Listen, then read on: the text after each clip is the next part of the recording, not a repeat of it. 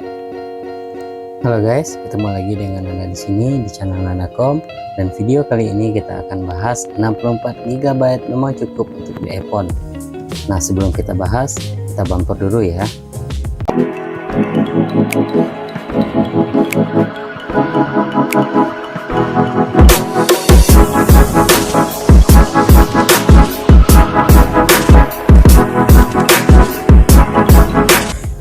Nah, teman-teman mungkin pernah mengalami yang namanya dilema untuk membeli sebuah smartphone, khususnya iPhone, mending 128, 256 atau 512.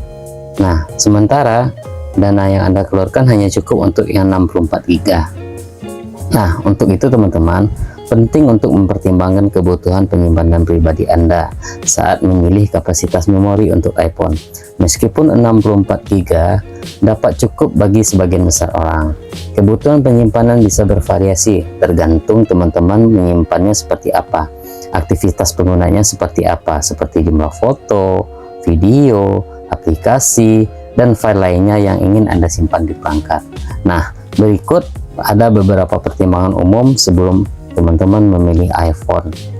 Yang pertama, kalau teman-teman pecinta fotografi dan video, jika Anda sering mengambil foto dan video berkualitas tinggi, kapasitas penyimpanan harus lebih besar, mungkin dibutuhkan. Karena apa? Karena untuk buat konten kreator, video short, dan yang lain-lain, itu memungkinkan menyimpan memori yang cukup besar. Yang kedua, aplikasi dan game. Jika Anda seorang gamer, ataupun bisa dikatakan seorang pemain game lah misalnya, itu akan mengunduh banyak aplikasi game atau data game berukuran besar. Hal ini dapat mengurangi ruangan penyimpanan Anda. Nah, yang ketiga, musik dan video streaming. Jika teman-teman lebih suka streaming musik dan video daripada mengunduhnya, mungkin alangkah baiknya teman-teman mempertimbangkan untuk mengambil kapasitas yang lebih besar.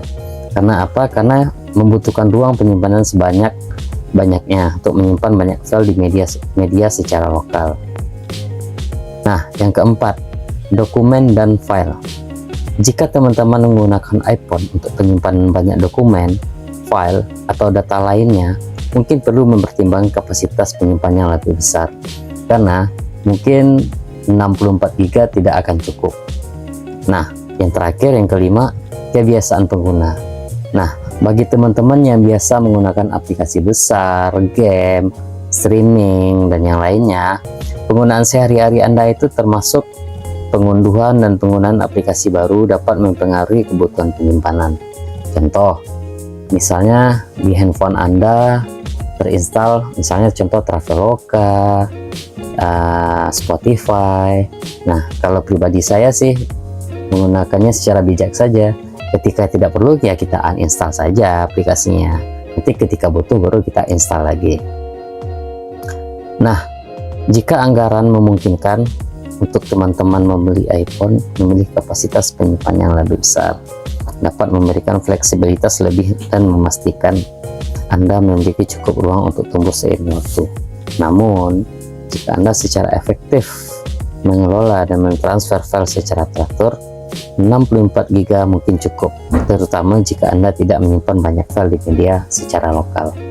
Nah, 64 GB itu mungkin sebagian orang cukup. Seperti yang saya katakan tadi, mungkin teman-teman seorang gamer, mungkin kapasitas 64 GB tidak cukup. Tapi kan ada iCloud Bang. Nah, memang ada kapasitas tambahan yang harus berbayar. Namanya juga Apple, ngeluarkan duit lagi.